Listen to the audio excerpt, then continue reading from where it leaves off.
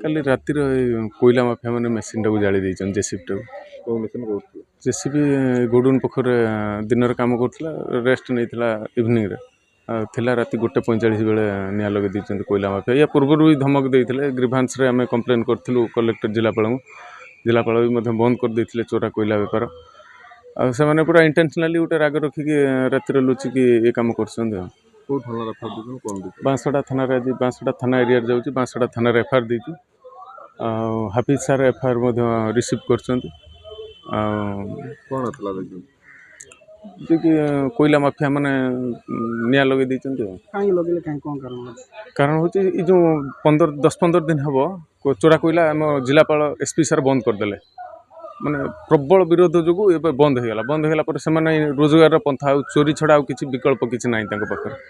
ସେମାନେ ବାଧ୍ୟ ହୋଇକି ଷ୍ଟେପ୍ ନେଲେ। ଆଉ କ'ଣ, ସେମାନେ ଯେଉଁ ଷ୍ଟେପ୍ ନେଉଛନ୍ତି ଏ ଯେଉଁ ଜଳାଜଳି, ଆମେ ଯଦି ସେଇ ଷ୍ଟେପ୍ ରାସ୍ତାକୁ ଓହ୍ଲେଇଯିବୁ ଆଉ କେହି ଆଉ ଅଟକେଇ ପାରିବେନି। ଏହାର ମୁଖ୍ୟ କାରଣ ଆମେ ବିରୋଧ କରୁଛୁ। ଆଜିକି 5 ବର୍ଷ 7 ବର୍ଷ ହେଇଗଲା ଆମେ ବିରୋଧ କରୁଛୁ ଏଇ ଚୋରି ପ୍ରଥାକୁ। କାଲି ପୋର୍ଟର ଯେଉଁ ତାଙ୍କ ଚେୟାରମ୍ୟାନ୍ ପାଖରୁ ତାଙ୍କର ଆଦାନୀର ଯିଏ ମୁଖ୍ୟ ଲୋକମାନେ ମାନେ ସେମାନେ ଚାହୁଁଛନ୍ତି ଚୋରି ହଉ ବୋଲି। କାହିଁକି ନା ସେମାନେ % ଗୋଟେ ବଗିରେ 1% ୱେଷ୍ଟେଜ୍ ଗଲାବେଳେ 4% ୱେଷ୍ଟେଜ୍ ଦେଖାଉଛନ୍ତି। ଏବେ ରିସେଣ୍ଟ ଆମର ଡିଷ୍ଟ୍ରିକ୍ଟ ମାଜିଷ୍ଟ୍ରେଟ୍ ଭଦ୍ରକ ମାନେ ଡକେଇ ଚେୟାରମ୍ୟାନ୍ ତାଙ୍କର ଉପସ୍ଥିତ କର୍ମଚାରୀଙ୍କୁ ଡକେଇଥିଲେ କୋର୍ଟକୁ, ତାଙ୍କ ଚେମ୍ବରକୁ ଡକେଇକି ଯେତେବେଳେ ପଚାରିଲେ ଯେ କ'ଣ କେମିତି ଏଇଟା ବନ୍ଦ ହେବ, ଆପଣ କାହିଁକି ସେଫ୍ଟି କରିକି ଛାଡ଼ୁନାହାନ୍ତି, କହିଲେ ଆମର ଚୋରି ହେଉନି ଆଜ୍ଞା। ସେ ତ ନିଜେ କାଠ ହୋଇଗଲେ ଡିଷ୍ଟ୍ରିକ୍ଟ ମାଜିଷ୍ଟ୍ରେଟ୍। ସବୁ ପ୍ରୁଫ୍ ଅଛି ଆମ ପାଖରେ ଆଜ୍ଞା। ଆପଣ ପଚାରି ପାରିବେ ଡିଷ୍ଟ୍ରିକ୍ଟ ମାଜିଷ୍ଟ୍ରେଟ୍, କହିଲେ ଆମର ଚୋରି ହେଉନି। ଆମର ସେମିତି ନର୍ମାଲି ୱେଷ୍ଟେଜ୍ 1% 2% ଆମେ ସିଆଡ଼ୁ ହେଇକି ଆସୁଛି।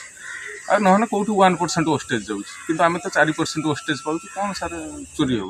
ସେମାନେ ଚାହୁଁଛନ୍ତି ଏଠି ଡ୍ରଗ୍ସ ବିକ୍ରି ହେଉ। ଏଟା ଡ୍ରଗ୍ସ ଆଦାନୀ ଚାହୁଁଛି ଡ୍ରଗ୍ସର ଗୋଟେ ହବ୍ ହେଉ ଚାନ୍ଦବାଲି।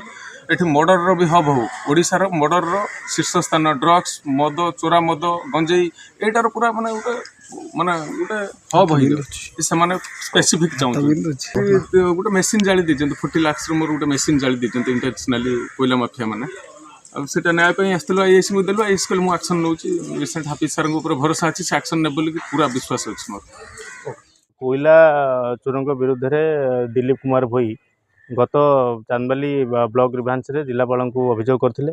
ସେ ଅଭିଯୋଗ ପରେ ତାକୁ 2-3 ଥର ଖଣ୍ଡେ ଫୋନ୍ କଲ୍ର ବିରୋଧ ଧମକ ମଧ୍ୟ ଆସିଥିଲା ଯେ ତୋର ମେସିନ୍ ଅଛି ଆମେ ଜାଳିଦେବୁ, ତୋତେ ଯେଉଁଠି ଏକେଟା ପାଇଁ ମାରିଦେବୁ, ଏମିତି ବିଭିନ୍ନ ପ୍ରକାର ଧମକ ଆସିଥିଲା। ଗତକାଲି ରାତିରେ ତା ଜେସିବି ଗୌଡ଼ୁନ ପୋଖରୀ ରାସ୍ତାରେ ତାଙ୍କ ଶ୍ୱଶୁରଙ୍କ ଗାଁ ପାଖରେ ଠିଆ ହେଇଥିଲା। ଦିନରେ ସେଠି କାମ କରୁଥିଲା, ଆଜି ବି ମଧ୍ୟ କାମ କରିଥାନ୍ତା। ତ ଗତକାଲି ରାତିରେ 1:45 ବେଳେ ତାକୁ କଲ୍ ଆସିଲା ଯେ ତ ଜେସିବିକୁ ନିଆଁ ଲଗାଇ ଦିଆଯାଇଛି ପେଟ୍ରୋଲ ଢାଳିକି।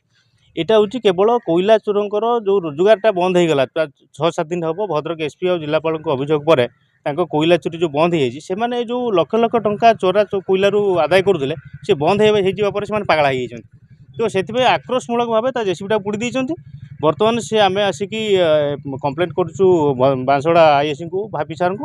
ଆମର ଯଥେଷ୍ଟ ଆଇଏସ୍ସିଙ୍କ ଉପରେ ଭରସା ଅଛି ଯେ ସେ ଏଥିରେ ଆକ୍ସନ୍ ତୁରନ୍ତ ନେବେ ଆଉ ଦିଲ୍ଲୀପ ଭୋଇକୁ ନ୍ୟାୟ ଦେବେ। ଯଦି ଏ ଜିନିଷ ନ ହୁଏ ଆମେ ଦିନେ 2 ଦିନ ଅପେକ୍ଷା କରିବୁ।